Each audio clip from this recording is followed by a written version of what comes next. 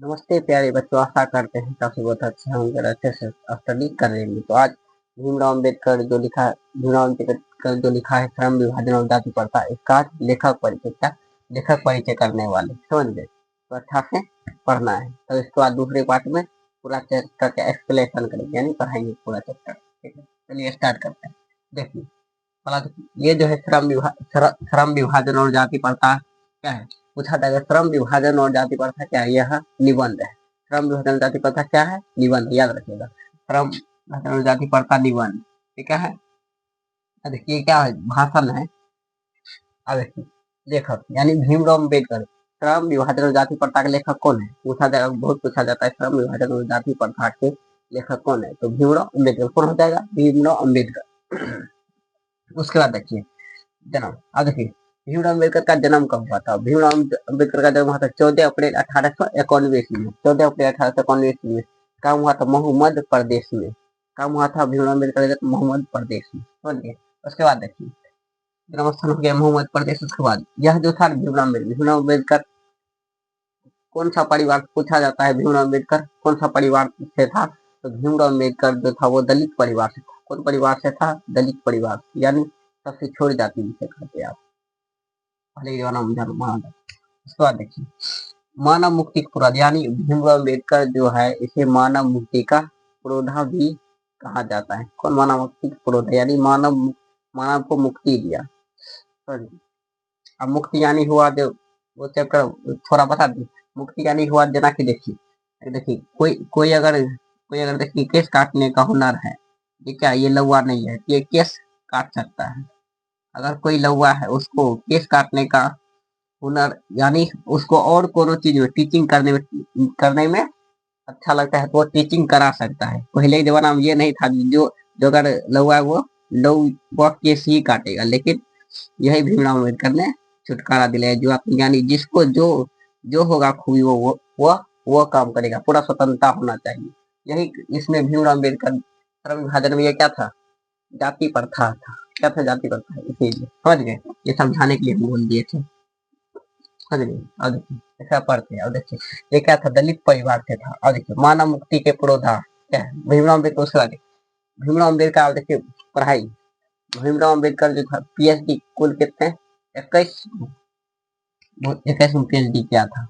और देखिए प्राथमिक शिक्षा, यानी 21 जो है विषय में पीएचडी किया था भीमराव अम्बेडकर। और देखिए उसके प्राथमिक, और देखिए इसकी शिक्षा, प्राथमिक शिक्षा के बाद, प्राथमिक शिक्षा इसकी प्राथमिक शिक्षा के बाद बड़ौदा नरेश। देखिए प्राथमिक शिक्षा पूछा जाए, प्राथमिक शिक्षा के बाद किसके प्रोत्साहन पर न्यूयॉर्क गए थे, तो बड़ौदा नरेश, किसे, बड़ौदा नरेश के प्रोत्साहन पर गया, समझ गए।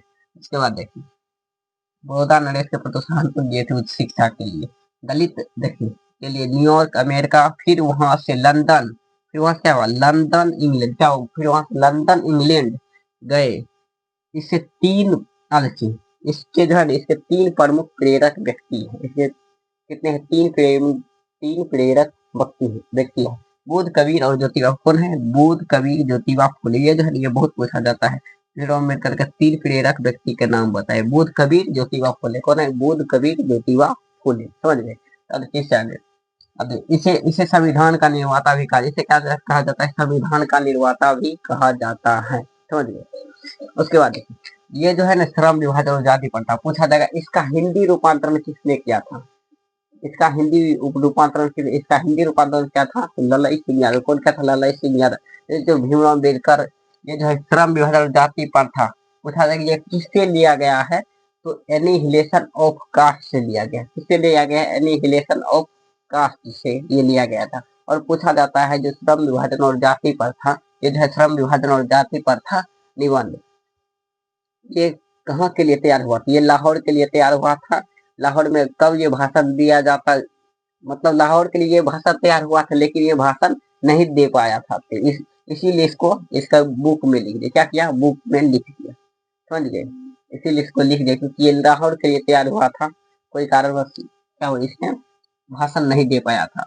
और ये भाषण लाहौर में कब तैयार हुआ था, तो 1936, कब, 1936 में ये भाषण लाहौर के लिए तैयार हुआ था, समझ गए, 1936 में। तो चलिए आगे पढ़ते हैं। इसकी प्रमुख रचनाएं देखिए, इसकी प्रमुख रचनाएं देखिए। इसकी तो रचनाएं बहुत है, लेकिन हम उनमें से प्रमुख रचना वो लाए हैं जो पूछे ही गया, जो पूछा गया वही सब, इससे बाहर नहीं जाएगा। द कास्ट इन इंडिया, देखिए ये याद रखिएगा, द कास्ट इन इंडिया याद करिए, द कास्ट इन इंडिया, क्या करें, द कास्ट इन इंडिया। उसके बाद देखिए बुद्धा हिस कम्युनिस्ट, क्या है, Buddha is communist, Buddha is communist. उसके बाद देखिए अथी बुद्धा कम्युनिस्ट, बुद्धा कम्युनिस्ट। उसके बाद है बुद्धा हिस धम्म, क्या, बुद्धा हिस धम्म, ये याद रखिए, जो है बहुत इंपॉर्टेंट है, बुद्धा इस धम्म, क्या है, बुद्धा इस धम्म, क्या, बुद्धा इस धम्म याद रखिए। उसके बाद देखिए ये देखिए संपूर्ण वाग में 21 खंड, यानी पूछा जाएगा भीमराव अम्बेडकर किसने कितने खंडों में प्रकाशित है, समूह संपूर्ण वाग्मय 21 खंडों, कितने, संपूर्ण वाग्मय 21 खंडों में प्रकाशित है। उसके बाद है यह भाषण एलिहिलेशन ऑफ कास्ट से लिया गया है, क्या, ये जो भाषण है ये एलिहिलेशन ऑफ कास्ट से लिया गया, किस, एलिहिलेशन ऑफ कास्ट, ये तो होता है।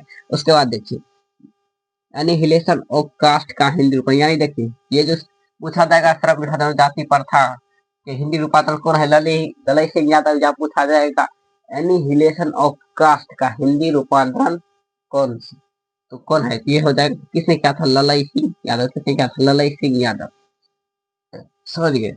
अब देखिए इसके चैप्टर थोड़ा ऊपर ऊपर बता देते हैं। देखिए इसमें जाति प्रथा जो है, यानी जाति के बारे में बताया गया है, कुछ क्या गलत नियम और क्या सही नियम, वही सब इसमें बताया गया है, समझ गए। तो अगले पार्ट में मिलेंगे, इसका फुल चैप्टर का एक्सप्लेनेशन पढ़ेंगे, समझ गए। तो चलिए अब चलते हैं, बाय प्यारे बच्चों।